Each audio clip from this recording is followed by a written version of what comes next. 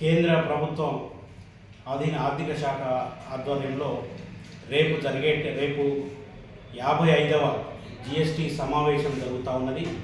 ఈ సమావేశానికి కేంద్ర ప్రభుత్వ ప్రతినిధులతో పాటు అన్ని రాష్ట్రాలకు సంబంధించిన ప్రభుత్వ ప్రతినిధులందరూ కూడా పాల్గొంటూ ఉన్నారు.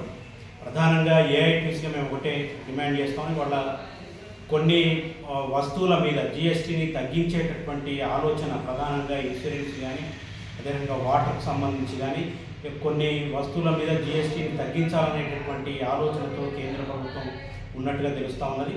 కాబట్టి ఈ నేపథ్యంలో ఇవాళ హ్యాండ్ మేకింగ్ ఇండస్ట్రీ అయినటువంటి బీడీ పరిశ్రమ మీద కూడా కేంద్ర ప్రభుత్వం విధించినటువంటి జిఎస్టీని తగ్గించాల్సిందిగా మేము ఏఐటీసీగా తెలంగాణ రాష్ట్ర బీడీ వర్కర్స్ ఫెడరేషన్గా కేంద్ర ప్రభుత్వాన్ని డిమాండ్ చేస్తూ ఉన్నాం.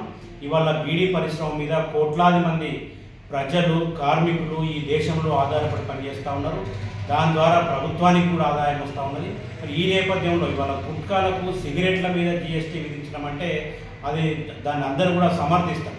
కానీ ఇవాళ చేతి వృత్తులకు సంబంధించినటువంటి దీని మీద దాదాపు కోట్లాది మంది కార్మికులు ఆధారపడినటువంటి ఒక బీడీ పరిశ్రమ మీద జిఎస్టీ విధించడం అంటే ఆ పరిశ్రమ మీద వివక్ష చూపటం, దాంట్లో పనిచేస్తున్నటువంటి కార్మికులు ఎవరైతే ఉన్నారో ఆ కార్మికుల్ని పరిశ్రమకు దూరం చేయడం అవుతుంది తప్ప మరొకటి కాదు.